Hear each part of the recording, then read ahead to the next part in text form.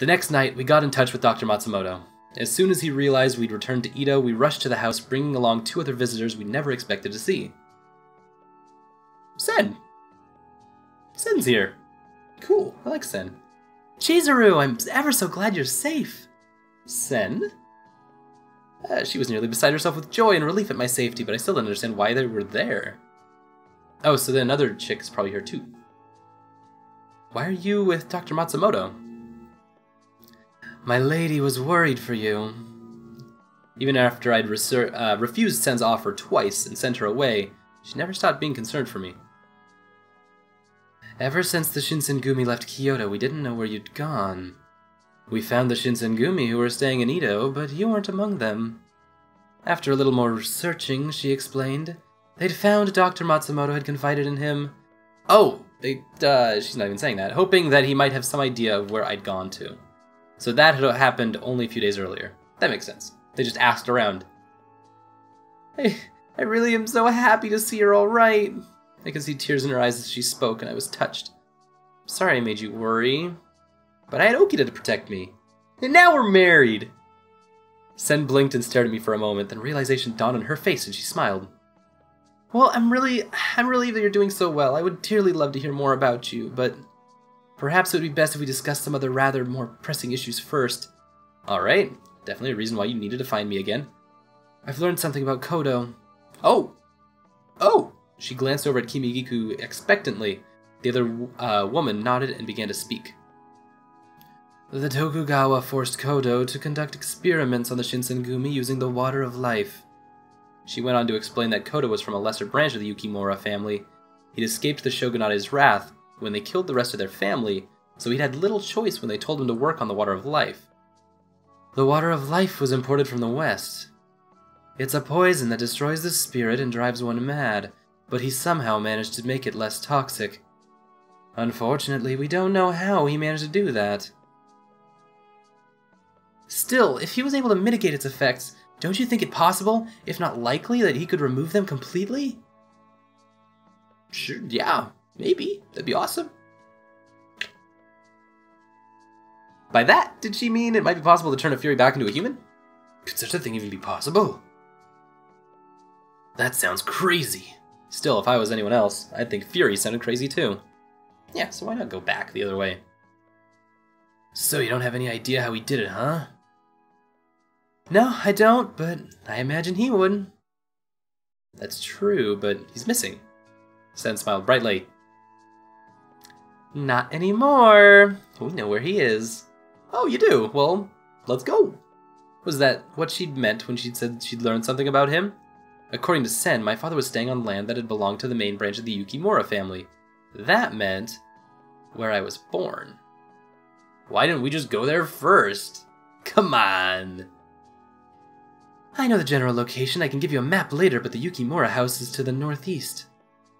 Kaoru will probably be there, but he really shouldn't be. He kind of shows up all plot device-y. But if he's looking for us, the last place he would look is in his own home. Kaoru. As far as we can tell, Kodo is continuing his research on the Furies. He's gone back to my hometown to do his research? Curing a Fury isn't easy, but perhaps Kodo will be able to do it. Especially if I'm a Fury, and I'm like all his daughter and stuff. He did know more about Furies than anyone else. Perhaps with his help we could save Okita. What do you want to do, Chizuru? Well, My voice drifted off into silence. I wanted very much to see my father, but I didn't want to leave Okita. In the silence I'd left, Dr. Matsumoto cleared his throat. Just have him come with us. Before you decide, will I take a moment to listen to what I have to say as well? Duh. Doc. Hit me up straight. I was happy for any interruption that would distract me from answering Okita's question, but the news Dr. Matsumoto had for us was more than I had bargained for. About your bill. Kondo has surrendered to the Imperial Army. Oh, shit. What? His face went pale with shock, then flushed red with fury. Why would Kondo do that? What the hell is Hijikata doing out there? Please, Okita, calm down. Although he covered it well, I could see that the doctor had been surprised by Okida's reaction. Okida, enraged, was not a thing many people saw. No, I won't, I can't! He shook his head sharply. Okida. Not many things could pierce Okida's emotional armor, but danger to Kondo was one of them. I don't know the details, but there is no doubt that Kondo surrendered. My source is inside the Shogunate, and he has no reason to lie to me. It's hard to believe that Kondo would surrender so easily. Or perhaps we simply didn't want to believe. Hijikata is in command of the Shinsengumi now, and they've been fighting their way north. But how could the Shinsengumi still exist if their chief had surrendered?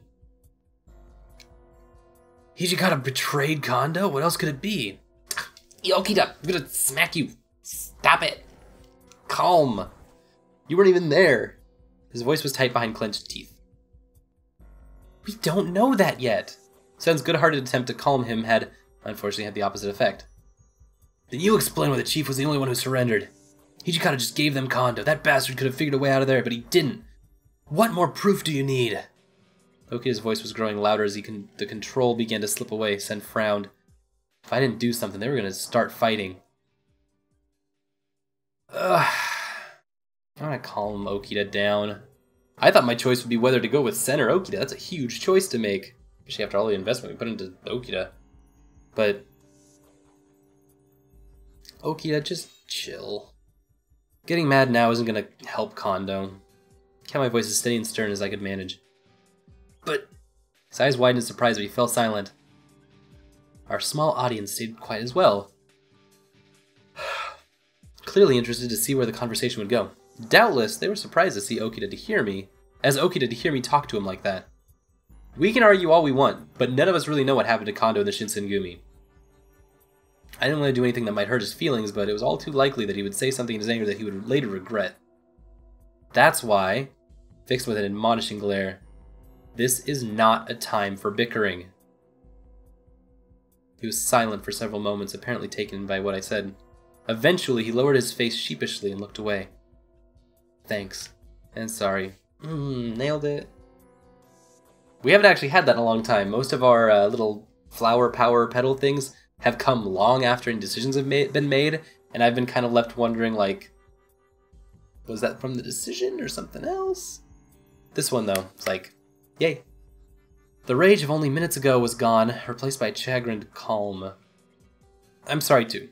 That was out of line. No, you weren't. You weren't, Chizuru. They turned to face Dr. Matsumoto. Do you know where Kondo is? Why do you want to know? His brows were furrowed. He expected he already knew. I'm gonna go save him. His tone was deadly serious. Dr. Matsumoto's lips thinned. Okida had said exactly what he'd expected him to. You can't. It's impossible. Well, I won't know until I try, will I? Doctor simply shook his head. You don't understand. This isn't something you can handle alone. Kondo is the chief of the Shinsengumi. You aren't the only person who'd want to save him. Therefore, wherever he is, he'll be well guarded. And before you run off, half-cocked, keep in mind that they'll be expecting Furies. Their men will probably be armed with silver bullets. He was right, Okida knew it, but the truth cut like a knife. Even if Hijikata dispatched the entire Shinsengumi, they couldn't rescue Kondo from the Imperial Army. Then what the hell was I supposed to do? I was going to appeal to the Shogunate to spare his life. That's actually really reasonable. That will be difficult. Dr. Matsumoto nodded in agreement, his face grim. If the Shogunate try to save Kondo, that act could anger the Imperial Army unnecessarily. The Shogunate hopes to spare Ito from the ravages of war. They'll abandon Kondo to do that, I have no doubt. No! Chizuru, no! Kondo had spent his blood, sweat, and tears in the service of the Shogunate, and now they would simply abandon him to his fate? It seemed too cruel, too heartless. Politics. Fucking politics. I felt Kondo's loss, of course, but that was nothing compared to the pain Okida was in. Okida, what do you want to do? I thought for a moment. I want to go see Hijikata. I need to talk to him. After that, I don't know. Alright, Alright, that's what we'll do. I didn't press for more. Okita. My eyes met his. I'm going with you. And we are bailing on Sen one more time. Poor Sen. No, you should go find your father. My choice was to stay with Okita. Yep, I wanted to know more about the Furies and I wanted to see my father again, but couldn't leave Okita alone. Not now. Fine. He sighed and shrugged, not willing to test my determination. If Hijikata had betrayed Kondo, then I had no doubt Okita would kill him, without hesitation. When and if that time came, I wanted to be there for them. So you've decided you're gonna be going with Okita? Yeah. My voice was steady and sure. The smile Sen gave me was bright and warm. Then I'm happy for you. Best of luck, Chizuru. Sen, God, you are too nice. You've come all the way out here to find me, just to be rejected again. It's nice of her to hear, her to wish me luck, but I couldn't help feeling a little embarrassed. Stay safe. She bowed to me as she spoke. Thank you very much. Sen and Kimigiku had come all the way to Ito just to see that I was alright, and I couldn't thank them enough. Okita gave Dr. Matsumoto a short, polite bow. Thank you for taking care of me. If you're ever in Ito again, come and visit me, alright? At that moment, I found myself wondering if I would ever see any of these people again. Oh. Okie dokie. We left during the night. The Imperial Army was out in force, searching for rebels and the like, so we were forced to run most of the way through dark streets and back alleys. Suddenly, Okita stopped. Chizuru, get behind me. Right. I ducked behind him just as I heard the voice. Oh, sup. I didn't think you were in Ito. Standing in front of us was Shikage Katsuma, a tight, crooked smile on his face. What are you doing here? I had heard the Shinsengumi were moving north.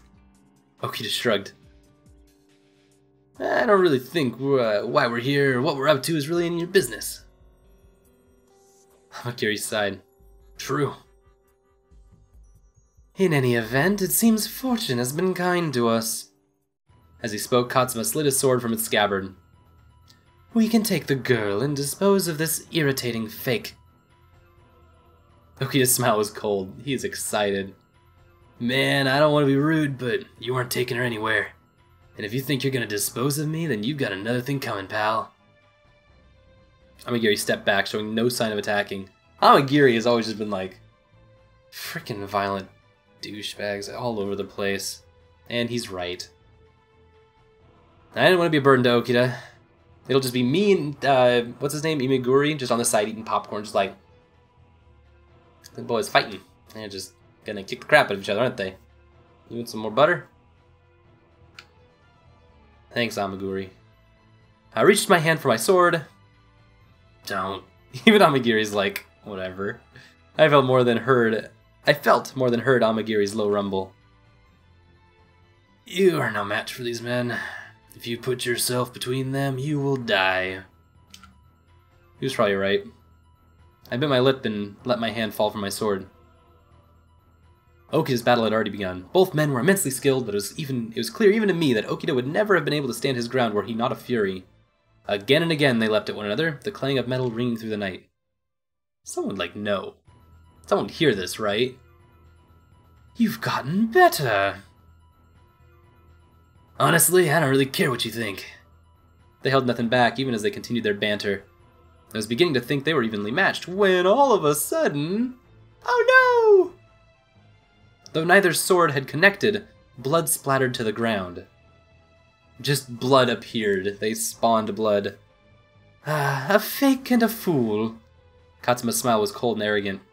Your disease makes you little more than an invalid. Did you really think you could defeat a true demon in this state? What? Okita drew his hand roughly across his mouth. It came away stained with blood. Would you like bite your tongue or something? I was afraid to ask. You still have tuberculosis! Okita said nothing. Katsuma's laughter cut at my heart like a flurry of knives. It can't restore fresh wounds. It can't cure a disease. Oh my god. With each word, my chest squeezed tighter and tighter. A fake has no right to live. If you insist on pretending to be a samurai, then accept your death and die like one. Katsuma tightened his grip on his sword. I leapt in front of Okita, spread my arms as wide as I could. What is this? I am also a fury. I fixed it with a glare and did my best to hide the trembling on my legs. If Okita doesn't have the right to live, then neither do I. What? Katsuma's eyes flew open in shock. Wait, you drank the water of life? Like, seriously? Why? That sounds ridiculous. My voice tinged with desperation. I rapidly recounted how I'd become a fury. I told them how I'd discovered my long-lost brother, and how he had forced the water of life down my throat, and how I'd begun to experience the symptoms that signified a fury. So, awkward with that whole, like, mating thing we were trying to do. I've heard the Nagama family, but I never thought they would turn to the water of life. Amagiri seemed stunned. He has no pride. There was disgust in his voice. Your body has been corrupted? You cannot give birth to a demon? Whoa. That's a weird twist I hadn't thought of before. Katsuma sighed and returned his sword to its scabbard as his horns disappeared. Go. What? You may be a fury now, but you have the blood of a demon. If this concerns your family, you must settle it yourself. He's like, I don't want any part of that. I'm not doing this blood feud, family feud bullshit. I'm not going on this game show. Okita slowly slid his sword back into its sheath as well. Then you're gonna just leave her alone now? I thought we were doing this whole, like, sword fight thing. It was kinda cool. We looked awesome. She no longer has any value to me. Go fuck yourself. Ass. Harsh, blunt words to be sure, but to hear them from Katsuma's mouth was a blessing. I hate that guy. The war with the humans will soon end. After the Imperial Army takes Edo, they mean to head north to destroy what remains of the old Shogunate's army. The domains in the northeast are still resisting, but there can be no doubt as to the final outcome. We have fulfilled our obligations to the Satsuma domain. Human affairs are no longer any concern of ours. That was what passed for a goodbye, apparently, as he turned on his heel and walked the fuck away.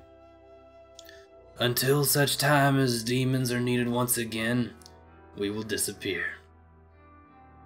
Hamagiri inclined his head in something not quite a bow, turned and was gone.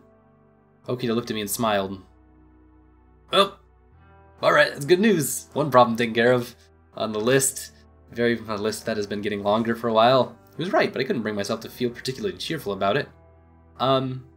I wanted to ask him about tuberculosis, but... Come on, we need to move. If the Imperial Army finds us, we're gonna be in trouble.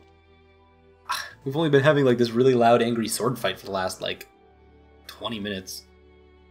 He grabbed my hand and began to run. I didn't want to believe that he was still sick. Perhaps it had been some sort of mistake. And yet he keeps running. He keeps running from his own sickness. All I could do was hope. Chapter 6. These chapters have been blowing by. Then if that's the end of the chapter, I think I will end the recording here. So we have begun April 1868. It's now another 2 months later.